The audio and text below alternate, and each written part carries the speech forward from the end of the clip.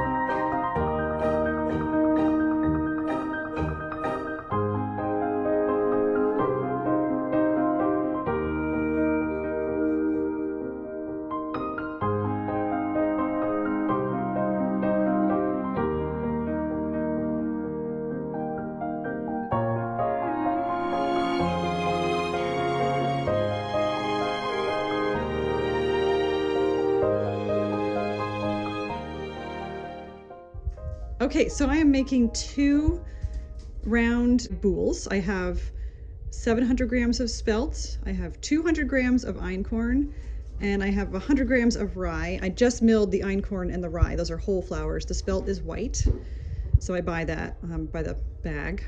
And I just added 22 grams of salt.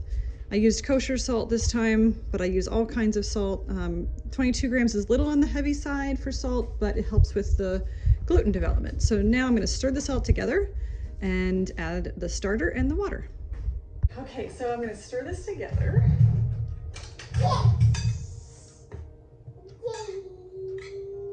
No, you can't have an orange. She likes to peel them, but not eat them.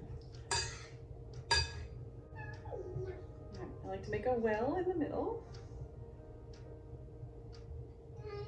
And right in here, I'll mix my water and my starter a little bit together, and that helps get everything moving.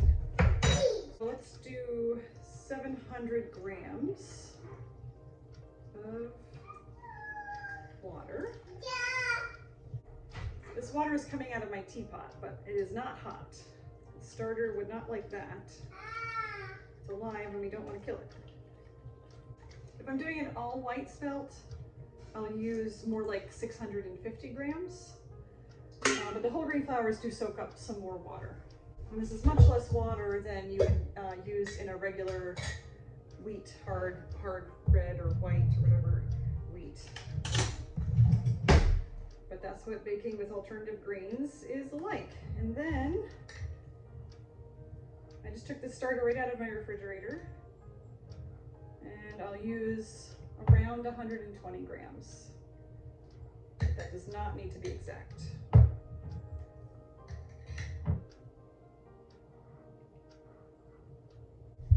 And I'm doing this a little bit late in the day. It's still morning, but not for much longer. So I'm gonna maybe go a little on the heavier side. 134. We'll do that. I had to talk Nora into playing with the scale. You want to play? She's waiting for the dough, really. She wants to play with the dough. I usually give her a little piece, and Leo too, if he's around. So I'm using my dough whisk. And first I'm gonna just mix up the starter and the water in this well. Yeah. And I'll just bring little bits of flour in as I go. This will make 2 loaves. And I don't eat bread much. I don't do well with wheat, and I'm thinking not even the spelt and einkorn kind of wheat. We'll see. I'm kind of doing a little bit of a reset for my body, and I don't think any kind of gluten flour is going to help me. So I've been not eating this. So it's my husband, just on the weekends really, and you're using the scale. Yeah, you can put things on there. You want to put your cheese on that? Oh, no, I don't think so, but you can put your smoothie on it, yeah. And then my son will eat this, and Nora will have it only when it's fresh. So what I do, because that's not a lot for 2 loaves of bread, but it's very convenient to do 2 at a time. So what I'll do is we'll enjoy it today when it's fresh. No, I'm sorry. We'll do it tomorrow when it's fresh. Today it's going to just be fermenting. And then I will slice that same day that I bake it. At the end of that day, I will slice it up and freeze it. Because really bread is never as good, again, as it is on the first day. So better to freeze it in as close to that state as we can. And then I'll just take it out by the slice as we need it. One thing I read is that when you're stirring a flour, a dough that you want gluten to develop in, which is the case here, if you always stir in the same direction as much as possible, that gluten starts to arrange itself in strands, which is what you want. I'm trying to go mostly in the same direction. This is very wet right now, but what I'll do next is put a lid on this. I just use a plate, and so it doesn't dry out. And I'll let this sit for about an hour. It can be a little bit more, it can be a little bit less. And then I'll do its first stretch. And that gives the dough, especially the whole grain dough, a chance to absorb all the water. So it won't be quite as sticky. And that starts to develop the gluten as well. So that by the time you touch it for the first time, it's not as sticky. No! Oh, sounds like Nora needs help. I convinced her to play with that scale, but she's also hungry. Okay, so that's pretty well mixed. You need some help? Yeah. Okay, I'm almost done here. I think I'll help you.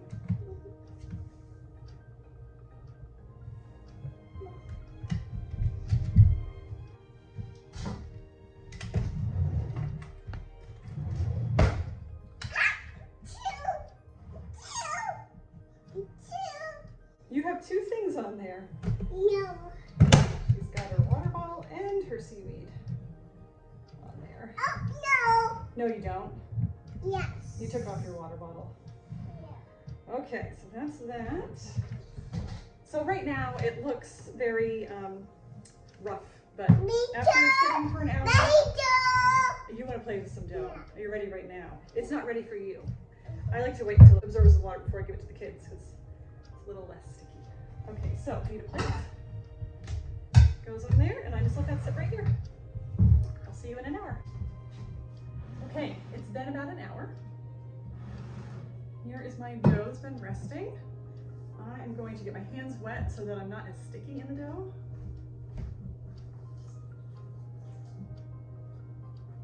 And then I'm just gonna lift under and pull it up. And I'm gonna do that all around until it starts to smooth out a little bit. And as the gluten develops, it will get sturdier and easier. I have found that this lifting works a little better for me than the classic stretch and fold would be to reach under and pull a piece of the dough over. But this is not as strong of a dough as a regular wheat flour. See how much smoother it's getting? And there's still little bits of dough that's not incorporated, so I'm gonna go around and I'll know when this dough is ready for a rest. It will get really stiff and it won't hang much.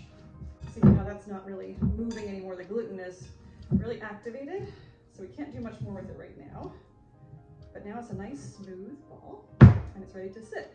I will do that stretching every half hour to an hour. It kind of depends on how my day goes, but I'll just do that kind of throughout the day for the rest of the day. Right now it is 1 o'clock, so I'll be done with this and ready to shape it and put it in the refrigerator probably around 8 o'clock tonight. So it's going to get 7 hours. The first few hours of that is going to be hopefully a lot of stretching, but sometimes my day doesn't happen that way and it will go on longer and it'll happen later. But either way, the bread works out and is very tasty. So I'm gonna let this rest again with the lid on. I'll see you again in a little bit. Okay, it's been an hour, about. The dishwasher's done. Nora's awake. Not ready to put down yet. Here's my dough, looking nice. That's all nice and relaxed. I'm going to rinse my hands, get them wet. So same thing. See, it stretches up really well in the beginning. Are you going to play with some of this dough, Nora? Mm-hmm. And then as the gluten tightens up, it starts to not hang as well. No, you're not. And now that's good. And we'll let this sit for another half hour. It's going to be more like an hour this time.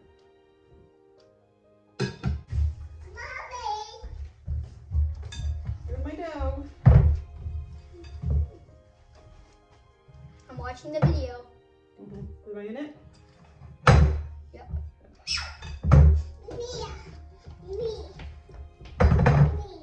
Do you want some dough?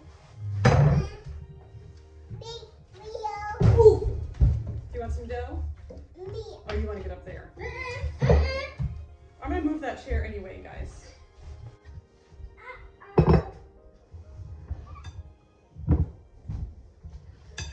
She's really cleaning up. Mm-hmm.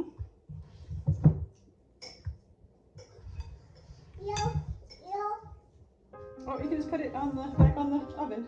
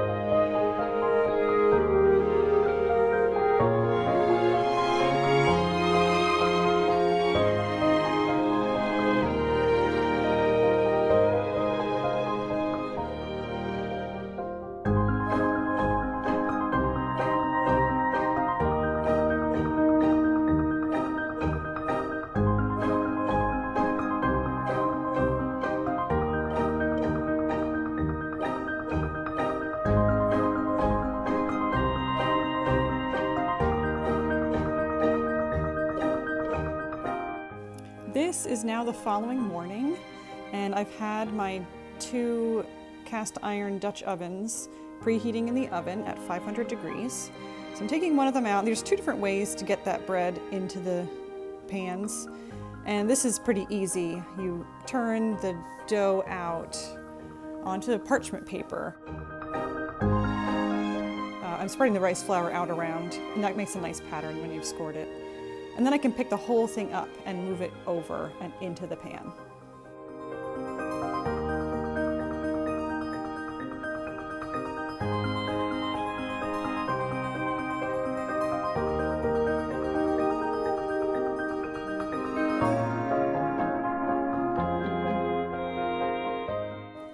Now, this is the more dramatic way to get the bread into the pan. I do like the way it comes out better if it's successful. And this time it was. Sometimes it ends up all over the sides of the pan, and then that's kind of a bummer. But if successful, you don't get the creases in the side of the loaf from the parchment paper. So it's just a visual thing. Either way works just great.